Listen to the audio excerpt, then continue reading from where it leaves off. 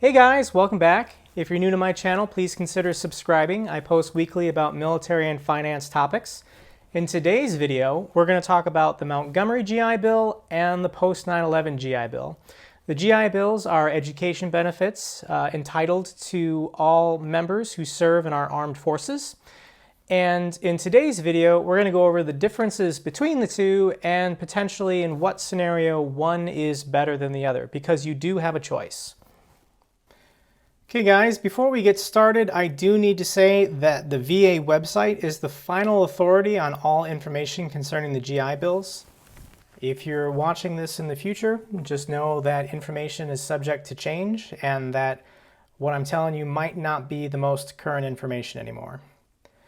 With that said, we're going to talk about the Montgomery GI Bill, also referred to as Chapter 30 benefits, versus the Post-911 GI Bill, also referred to as Chapter 33 benefits. This talk I'm going to give is geared towards active duty. If you're Guard or Reserve, a lot of what I say is going to apply to you, but there will be some differences and you're going to have to go to your education office in order to find out what those are. The Montgomery GI Bill is your default enrollment when you go through basic or whatever your commissioning source is. They're going to sign you up for it. They're going to hand you some paperwork, try to quick explain it, and tell you to sign up for it. And I'll explain why they do that later in the talk, but just the basics of it, you pay $100 a month for 12 months, totaling $1,200. You're paying $1,200 your first year in service for it. Money is being paid directly to you and not to the school when you start using it.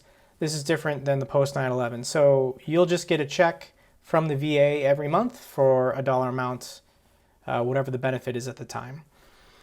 You can start using the Montgomery GI Bill 2 years after service, 2 years into your service basically, and you're entitled to 36 months of benefits. Benefits from the Montgomery GI Bill cannot be transferred to dependents or a spouse, and benefits are capped at tuition and fees cost if you're still in service. If you wait until you get out, you'll maximize the benefits. If you try and use them while you're in, they'll cap it at your tuition and fees. And you must use the Montgomery GI Bill within 10 years after leaving the military. What are the dollar amounts? They change. What I'm giving you right now is the effective rate from 1 October 2018. The current maximum benefit per month is $1,994. You can multiply that by 36 months. It's a total benefit of $71,794. I do need to let you know that there's something called the $600 buy-up program, where it will increase your benefits $150 a month if you pay in an additional $600 past the $1,200 you paid in. This will increase your total value to $77,194. It is important to know that the monthly rate you get depends on your full-time status. If you're at a traditional university, full-time is considered at least 12 credits. Half-time is considered 6 credits. If you're only going to school half-time using the Montgomery GI Bill, then you only get $997, which is significantly less. That is important to remember. The Post-911 bill is a little bit more complicated to understand, and you must opt in for this benefit. So the military is going to try and default you into the Montgomery, but at any time, doesn't matter if you've already left the service, anytime you can opt into the Post-911 GI Bill. Your contribution to the GI Bill, the Post-911 GI Bill, is $0. So for the Montgomery, you have to pay in. If you opt out of the Montgomery for the Post-911, you pay nothing, and you'll actually get that $1,200 back. If you want to switch from the Montgomery to the Post-911, just go to your education office on base, let them know that, and you will get a refund for whatever dollar amount you paid into the Montgomery GI Bill fund. Unlike the Montgomery, money's paid directly to the school, not you. And you're qualified for the Post-911 90 days into active duty service. You're eligible for 40% of benefits. Once you're 3 years in, you will be at 100% benefits. And I should clarify that if you use this after you get out, you need an honorable discharge for both the Montgomery and the Post-911. But as long as you're in good standing while you're in, you can start using it while you're in. The Post-911 bill allows you to transfer benefits to a dependent. There are some conditions, and I'll talk about that in a sec. The amazing thing about the Post-911 is you may qualify for BAH, which is the E5 dependent rate for that zip code where the university is. However, you can't collect that BAH if you're still in service because you're already receiving BAH. They're not going to give you double BAH. And you must use the Post-911 GI Bill within 15 years after leaving service. The transfer qualifications is you need to have served 6 years and agree to serve 4 more. So you have to do a total of 10. You must complete the transfer to your dependent before you leave service. You can't do this after you've gotten out of the military. The family member must be enrolled in DEERS, and you can transfer all 36 months or a portion of unused benefits. Let's say while you're in service, you use 24 months of benefits and then you graduate. You can then transfer the remaining 12 to a spouse or a child. The benefits can also be divided amongst multiple dependents. If you had, for example, 3 children, you never used any of the benefits yourself, you could transfer it to all 3 and do 12, 12, and 12, which is pretty nice. Your spouse can use it if it's been transferred up to 15 years after you separate from the military. And your spouse can't collect the BAH if you're, once again, still active duty and collecting BAH. They won't give your family double BAH. A child can use it between the ages of 18 and 26. So if you transfer the benefits when they're a baby and then you get out, it'll still be there for them when they're of college age, which is nice. What's the dollar amount though? The Post-911 GI Bill will pay all tuition and fee payments for an in-state student. And this is important to know, not a lot of people know this, but if you are a veteran and you've just gotten out, you qualify for in-state tuition everywhere for 3 years. This has nothing to do with the GI Bill. This is federal law under the Veterans Access, Choice, and Accountability Act. When you get out of service, you can go to any in-state school in all 50 states, and you will be given the in-state tuition rate for that university. So the bill will cover either that or up to $24,476 at a private institution. This would be like Harvard, Yale, Stanford.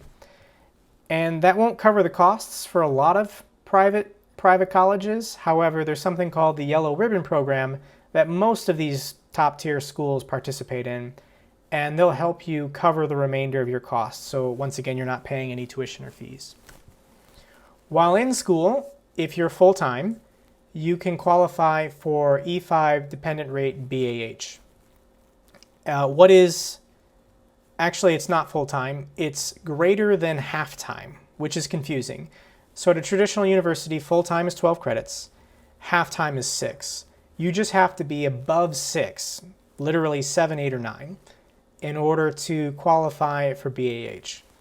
Currently, the national average for the E5 dependent rate for BAH is $16.50. If you were to use your GI Bill at an international school, you were to go to Tokyo or London or Paris, you can use your GI Bill benefits at that foreign school, but they're only going to give you the E5 national average. For online schools, it's not as good.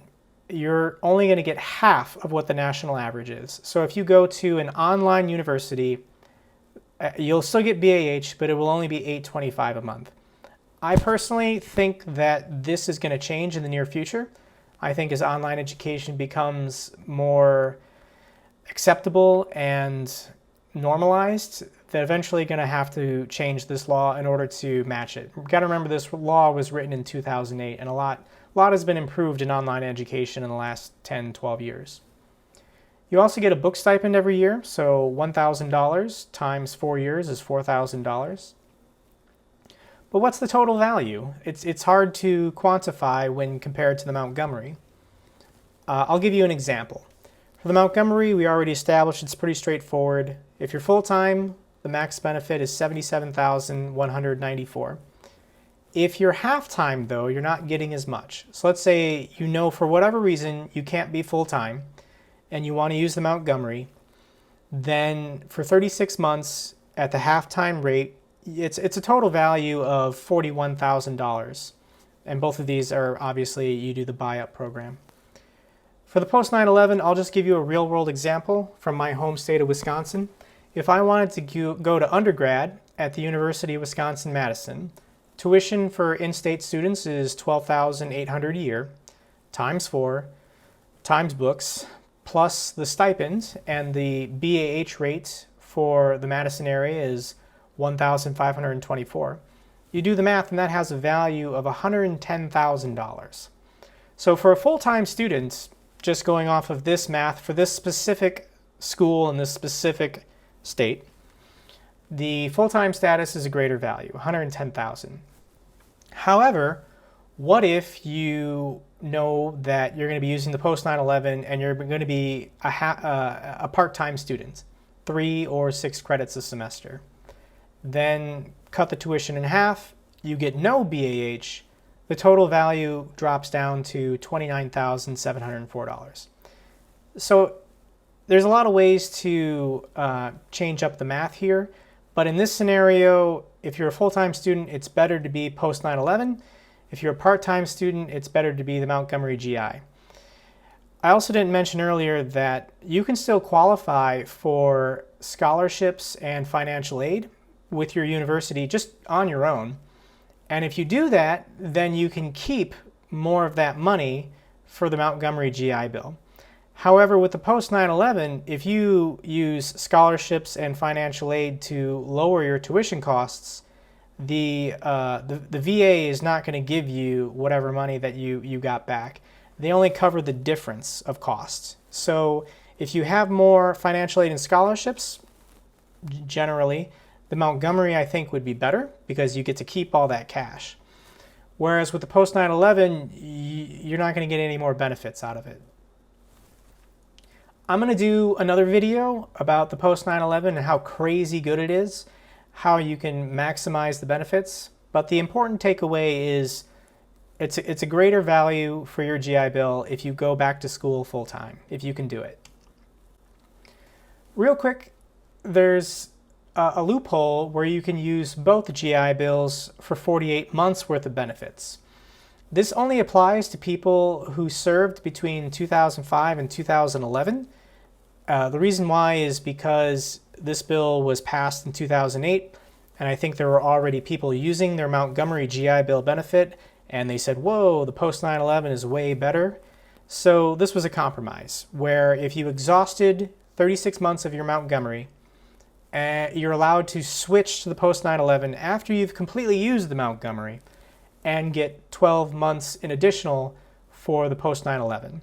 However, I became active duty in 2016, so this doesn't apply to me, and this most likely doesn't apply to you. But it is an interesting caveat. I'll include a link in the description that covers this. In conclusion, I need to reiterate, you need to do your own research. In the description, once again, I'll include links for everything that I've talked about today, where I got my information. But I hope that this video was useful in explaining your benefits that you're entitled to. So that's it, guys. If you enjoyed this video, please give it a thumbs up so other people can find it. In addition, consider subscribing to my channel. I post weekly. And if I missed something or something was inaccurate, please leave a comment down below and I will clarify for everyone. Until next time, take care.